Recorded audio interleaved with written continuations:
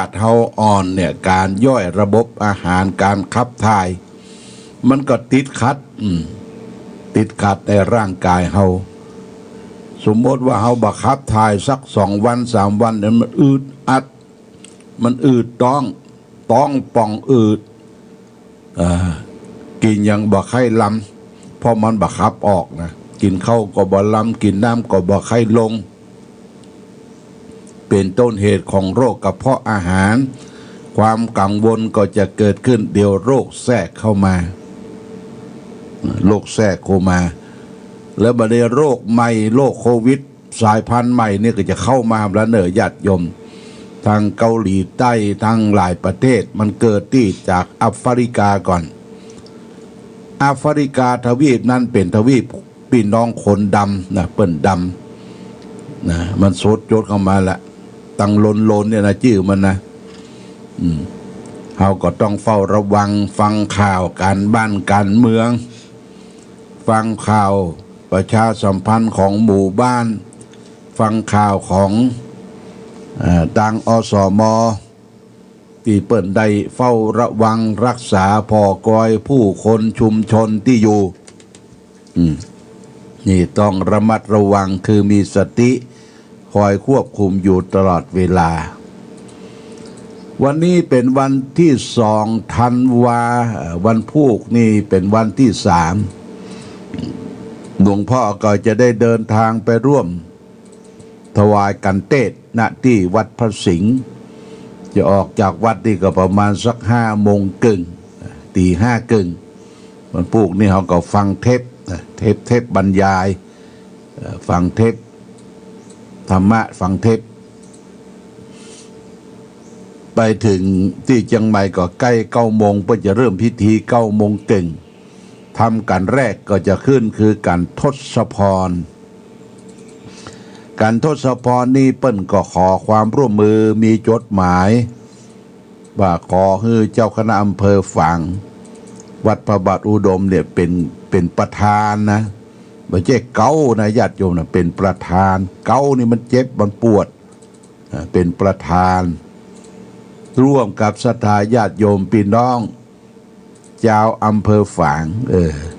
ดังที่เราได้ให้ได้หอมได้บริจาคกันแล้วหลวงพ่อก็เป็นประธานอยู่1,000 บาทตัดมาก็มีคุณกนกพิษชัยนาร้าน2 พี่น้องปากตางห้วยงู1,000 บาทคุณโยมวีนาพงษ์อมรพรมห้างส่วนจำกัดโชคยิ่งเจริญร่วมทำบุญแห่ง1,000 บาทท่านมามีพ่อน้อยเกษมแม่จันโสมวงเขียนบ้านม่อนปิ่นฝาง500 บาทแม่สีนวลสิทธิวังบ้านสีดอนใจ100 บาทพ่อหมออินทร์แม่จงดีเชื้อกันทาสันทรายของน้อยเสาหิน100 บาทแม่บัวผาดอุรันบ้านแม่ศูนย์ต้นซ่าน200 บาทแม่นิพามูลเทียนบ้านม่อนปิ่น200 บาทแม่จันทรีสุขาบ้านแจงหัวรินฝาง60 บาทแม่อุไรดวงคำบ้านแม่คะฝาง100 บาทแม่จันนิยมยิ่งบ้านแม่คะฝาง100 บาทพ่อน้อยบุญปั่นมโนคร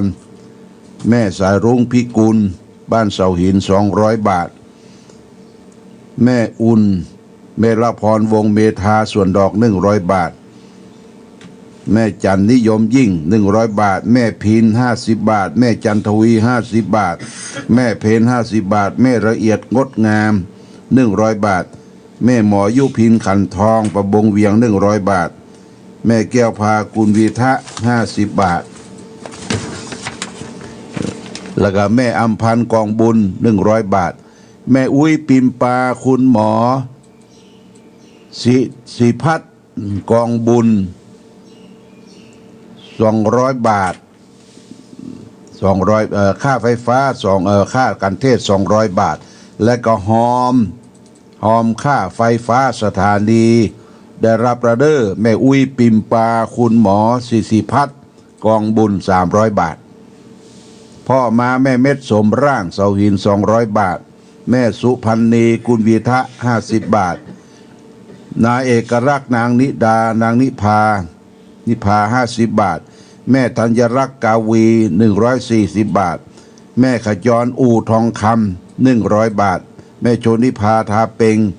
100 บาทแม่คำเกื้อกรุณวงศ์100 บาทแม่ประภัยแม่อัมพรธนาภาวงศรีสุข100 บาทแม่นงนุชสุขสถาน100 บาทแม่อัมพันธ์อินทวงศ์100 บาทแม่ดาราทิพย์ปัญญา150 บาทแล้วก็พ่อมาชัยคำบ้านแม่ใจหมู่8 100 บาทนะญาติโยมนี่ก็ได้รวบรวมปัจจัยประมาณได้7,000 กว่าบาทนะญาติโยมนะ7,000 กว่าบาทวันพรุ่งนี้ก็จะได้เอาไปร่วมในงานฟังเทศน์ธรรมมหาชาติกันแรกคือกันทศพรก็เป็นตัวแทนของญาติโยมนะทุกท่านทุกคนที่ได้ให้ได้หอมยกมือสาภาธนาเอาเนอปอนอันใดเลิศประเสริฐพร10 ประการของพระนางพุทธดีที่ได้รับจากพระยาอินทร์ว่าเกิดมาแห่งชาติขอได้เกิดเมืองเจตุละครแล้วก็ขอให้ได้เป็นแม่ของพระเวสสันดรแล้วก็เกิดมาให้มีรูปสมนมพันวรรณะอันเรางามมีคิ้วงามมีตางามและถันนมเนี่ยบ่ฮื้อแฟบฮือตั้งชันอยู่เนี่ยร่างกายสดชื่นและก็เกิดมาขอให้ลูกมีบุญบารมีได้ฮื้อทานเนี่ยเป็นปอนบางอย่างที่ยกเป็นทายกคือท่านทั้งหลายได้ฟังพรของพระนางพุทธดีได้รับจากพระอินทร์เอาละญาติโยมตั้งใจรับปอนเนอะรับปอนจากหลวงพ่อเป็นตัวแทนปันปอนเนอทุกท่านที่ได้บริจาคให้หอมเป็นการเทศน์การธรรมที่จะไปร่วมกับมหาวิทยาลัยเชียงใหม่คณะสังคมศาสตร์เปิดจัดตั้งธรรมหลวงณที่วัดพระสิงห์ในวันพรุ่งนี้ตะปอนเนอร์สปีติโยวิวัสสันตุสัพพโรโกวินาสันตุมาเตภาวะตวนตรายโยสุขีตีคายุโกภาวะอภิวาตานาสีฤทธนิจังวุธาปจายโนจัตตารโรธรรมาวัตันติอายุวันโนสุขังพระรังก็วันนี้วันที่2วันที่3วันพุธเข้าเชียงใหม่วันที่4วันเสาร์เนาะวันเสาร์นี่ก็จะได้ตัดเตรียมสถานที่วันที่5นี่เฮาก็จะได้ปฏิบัติธรรมครึ่งวันญาติโยมนำญาติโยมสาธุชนปฏิบัติธรรมครึ่งวันเป็นวันพระราชสมภพเป็นวันประสูติของพระบาทสมเด็จพระเจ้าอยู่หัวภูมิพลอดุลยเดชทางราชการทางอธิวการอำเภอเพื่อก็จะมีตักบาตร89 รูปนะตุเจ้าพระสงฆ์สามเณรทางบนวัดสำนักวิปัสสนาเขาก็ตักบาตรข้าวสารอาหารแห้งที่บนวิปัสสนาเนี่ยอันนี้เวลา9 โมง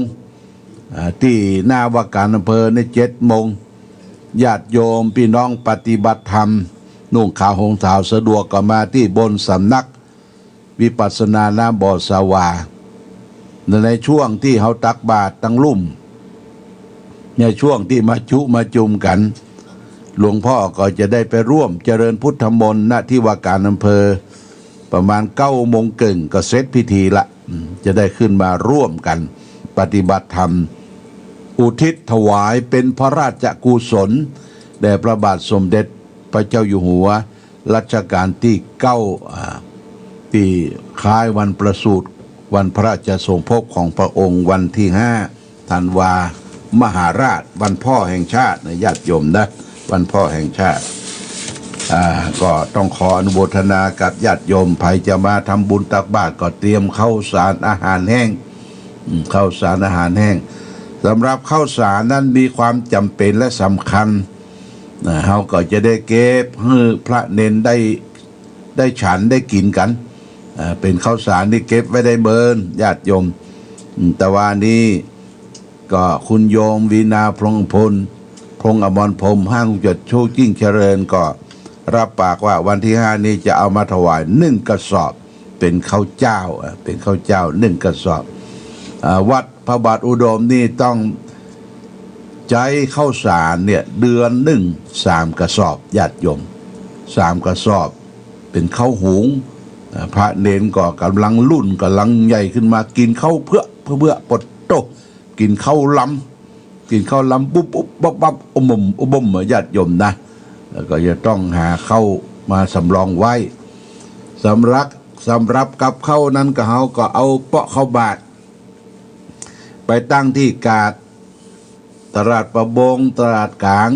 ตลาดโชคธานีและก็ตลาดหนองยาวถึงวันเวลา9 โมงก็ไปตรงโต๊ะไปยกเปาะข้าวบาทที่ญาติโยมไปกาดไปลีซื้อมักผักไม้ไส้เครือเป็นไข่เป็นหยังกะใส่ได้นะ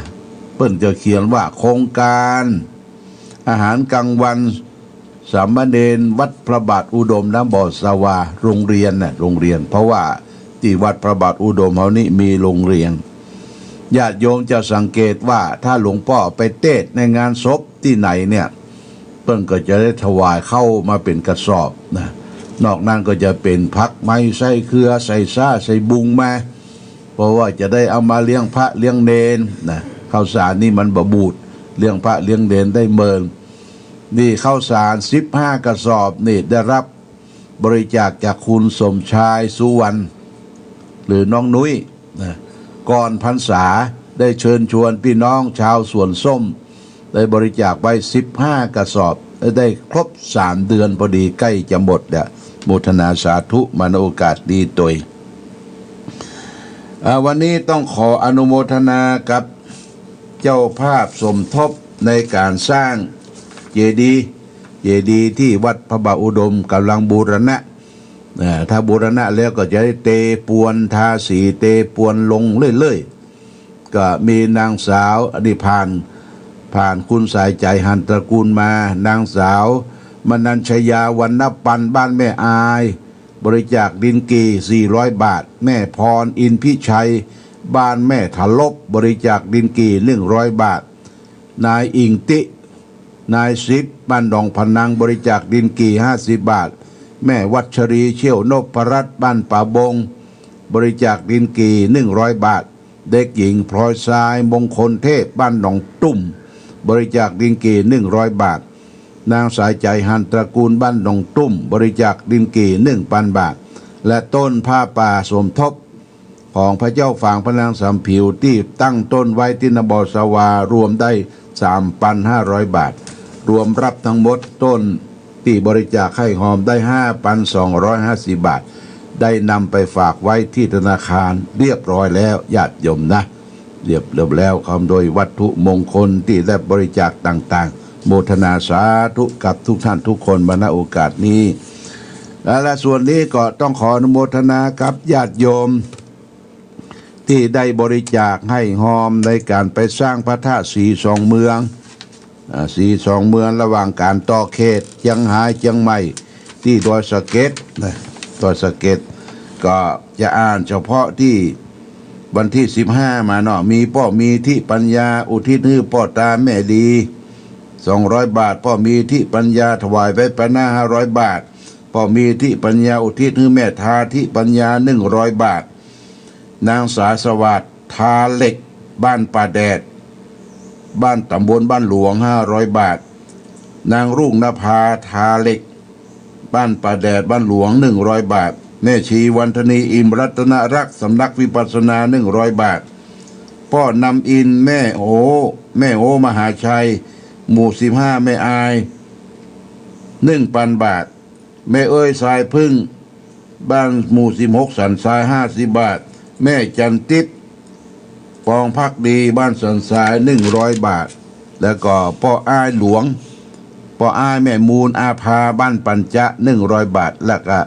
แม่วิไลศรีลาเมบ้านศรีนนใจ200 บาทโมทนาสาธุเนอ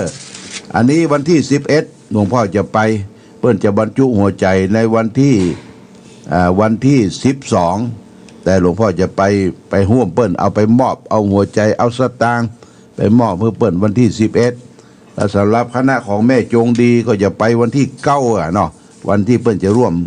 ปฏิบัติธรรมถ้าจะไปก็ติดต่อที่แม่จงดีเนอะ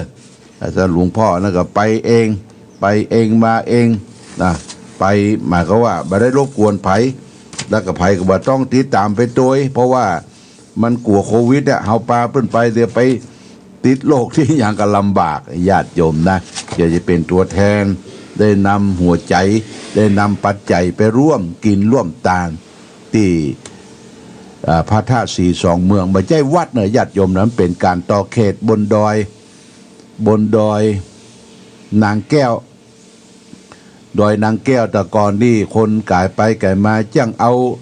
สีวลึงสีวลึงก็คือเพศปอจายเนี่ยเอาไปบูชาดอยนางแก้วโอ้มันไม่ใช่ศาสนาพุทธเนาะครูบาอาจารย์อย่างเจ้าคุณวัดป่างิ้วเจ้าคุณวัดดอยสะเก็ดเพิ่งกับปรึกษาว่าเราควรที่จะสร้างสัญลักษณ์ทางพุทธศาสนาเอาพระเอาอย่างไปไว้แล้วเพิ่นจะสร้างพระธาตุสีสองเมืองตังจังไฮเพิ่นก็จะสร้างพระธาตุดอยตุงสองพี่น้องตังเชียงใหม่เพิ่นก็จะสร้างสัญลักษณ์พระธาตุดอยสุเทพเฮากายไปกันมากับบีบแกรถยกมือสาองค์พระธาตุนี่ก็ประชาสัมพันธ์ญาติโยมท่านสาธุชนทั้งหลายรับทราบวันนี้เอาธรรมะมาฝากเรื่องของคนอยากตายญาติโยมนะคนอยากตายนี่มันคนจะได้คนอยากตายการเกิดมาเป็นคนไม่ใช่ของหาง่ายนะญาติยังไม่ใช่ของง่ายเกิดมาแล้วก็ต้องบริหารเลี้ยงดูร่างกายและจิตใจจึงจะโตขึ้นมาเป็นผู้เป็นคนได้ฉะนั้นคนผู้รักชีวิตจึงหวงดวงใจบ่อยากจะดำเนินไปสู่ทางอันเสื่อมความเจริญก้าวหน้าเป็นสิ่งที่คนเราจะต้องปรารถนาแต่ความเสื่อมเสียทั้งหลายในโลกเนี่ยไม่ใช่เป็นสิ่งที่เกิดขึ้น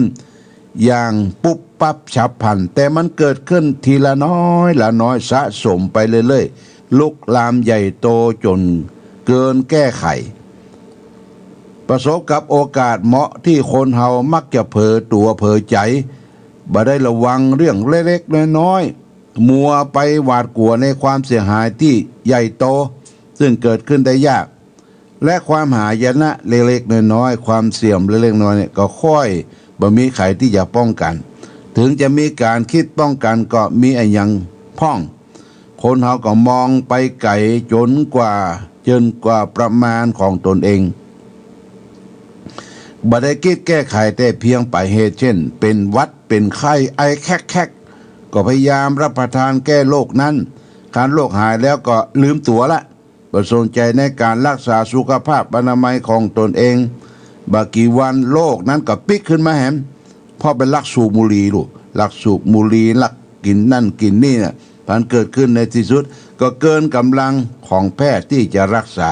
มะโมมสะสมไปเรื่อยๆสุดท้ายก็เป็นโรคที่ใหญ่โตเอาบะตันนะญาติโยมนะเอาบะตันเช่นว่าโรคถุงลมโป่งพองเนี่ยนะเมื่อร่างกายเขาสมบูรณ์อยู่มันก็บ่เป็นหยังนะถ้าโรคถุงลมโป่งพองเนี่ยหายใจฝืดหายใจยากนะจะยากนี่คือการรักษาตัวเองในด้านการคบหาสมาคมกับคนอื่นก็เหมือนกันคนเฮาอยากจะมีเพื่อนอยากให้คนอื่นมาติดต่อตัวเองแต่ก็เผลอไปตัวเองก็บ่ได้ปลูกฝังคุณธรรมที่คือเพื่อนมารุมรักนับถือบ่ได้ปฏิบัติต่อคนอื่นเพียงแต่อยากอย่างเดียวหรือบางทีก็ไปวิ่งหาหมอเสน่ห์ลงเลขลงยันมาเปิ้นนิยมตัวเองตัวเก่า